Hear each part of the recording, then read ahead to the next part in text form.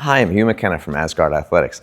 This week we're going to be going over the low kick, and that's going to be a low kick to the upper part of the leg or the lower part of the leg. So it's going to be a thigh kick or a calf kick, and it's going to be from the outside or from the inside.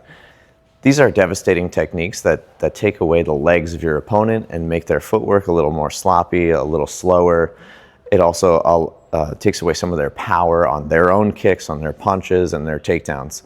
So we're going to hit this in the upper thigh, or the upper inner thigh, or the calf on the inside and the outside. We're going to go over how to effectively block so that you can't get countered off these low kicks, like make that defensive traffic jam, put that long guard out there. We're going to go over utilizing effective range so you're not smashing your foot and you're actually hitting with like the front part of your shin so you can hurt them and not hurt yourself. We're going to go over how to generate a little more power on these kicks. Rather than using these tiny little hip flexor muscles, we're going to go over using the bigger muscles of your legs to generate a lot more power. All right, so the first thing about the low kick is that you want to get in the proper range and kick with the proper part of your leg. So you want to hit, if I was wearing like a high sock, right on the front of my shin where the high sock would be. And I don't want to hit with my foot. Do you get your sense? If I hit with my foot, even if I hit his thigh or his calf, God forbid I hit his knee, I'm going to break my foot.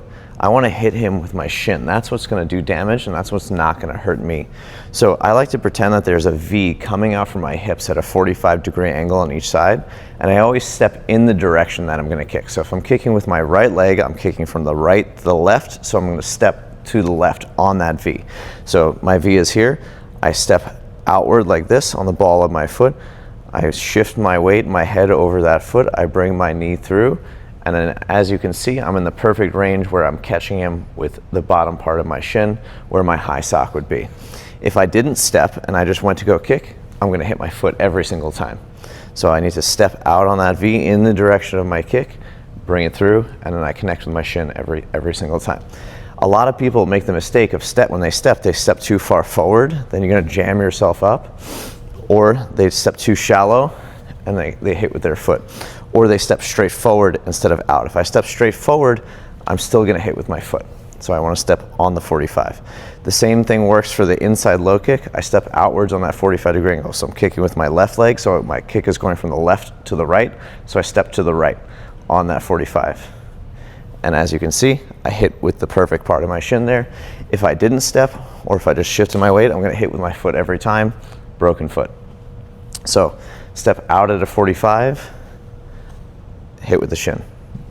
Now, with my hands, whenever I kick to the legs or to the body, I like to put my hand out as a post in this long, like triangle block or long guard as they call it.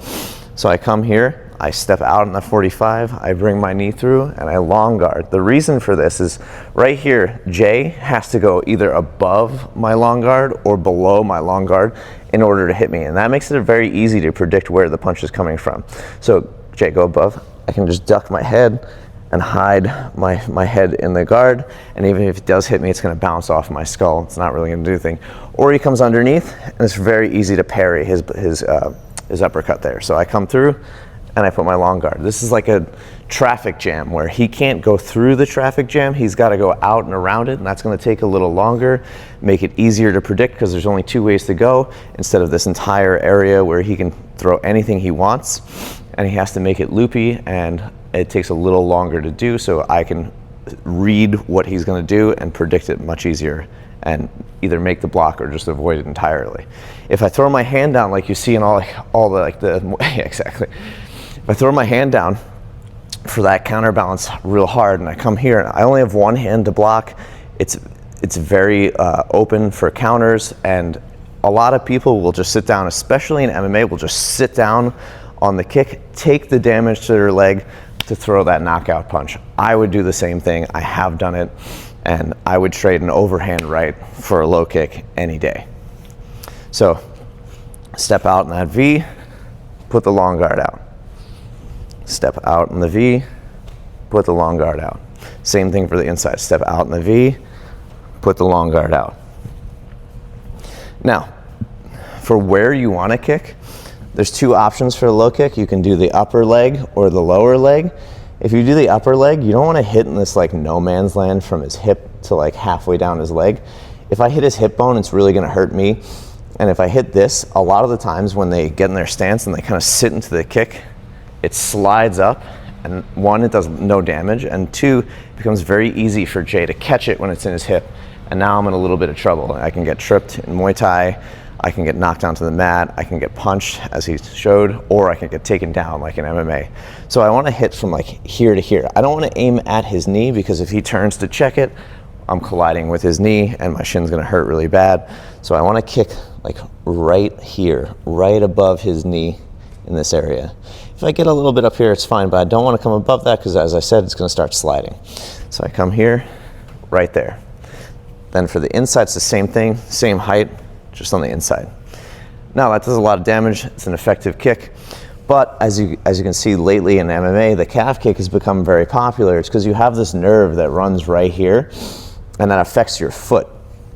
And I think it was Michael Chandler in Bellator that it looked like he broke his foot, but it was because he got calf kicked, and he was fine like 5 minutes later and wanted the fight to continue, but he couldn't, because he literally, every time he took a step, his foot folded because he lost all control of it, because they were kicking this nerve right here. So if you're gonna aim for that, you wanna aim right here and right here, right? So again, you don't want it too close to the knee, but we don't want it like all the way down the calf either. We want it like at the top 3/4 of the calf, right here or right here. So again, we step out in that V, we put the long guard out, and then we aim right here. We step out on that V, we put the long guard out, and we aim right here, okay? If you wanna get a little more power on your kicks, you don't wanna kick with a straight leg like this, like that.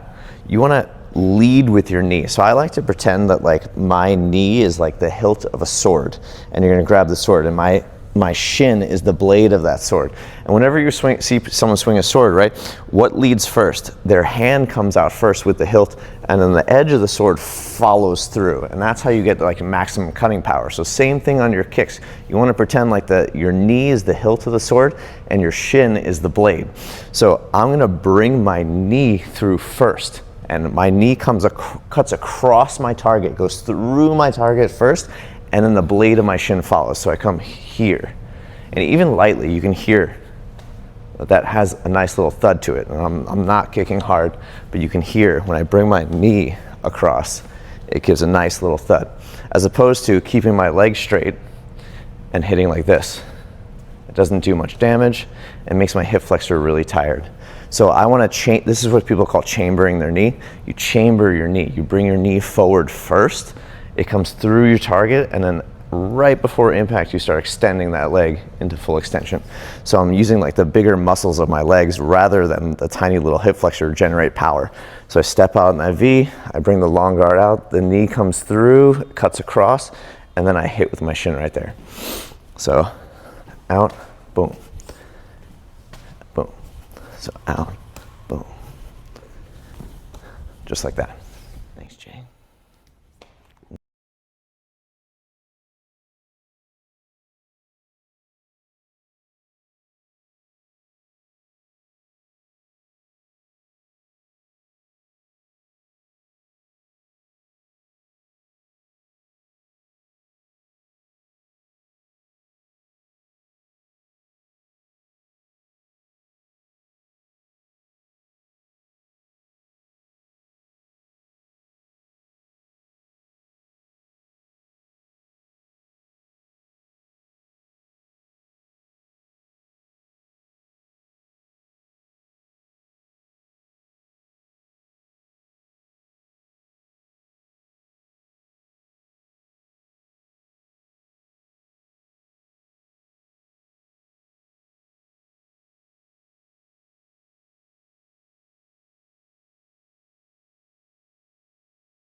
All right, so that was the low kick in MMA, Muay Thai, and kickboxing.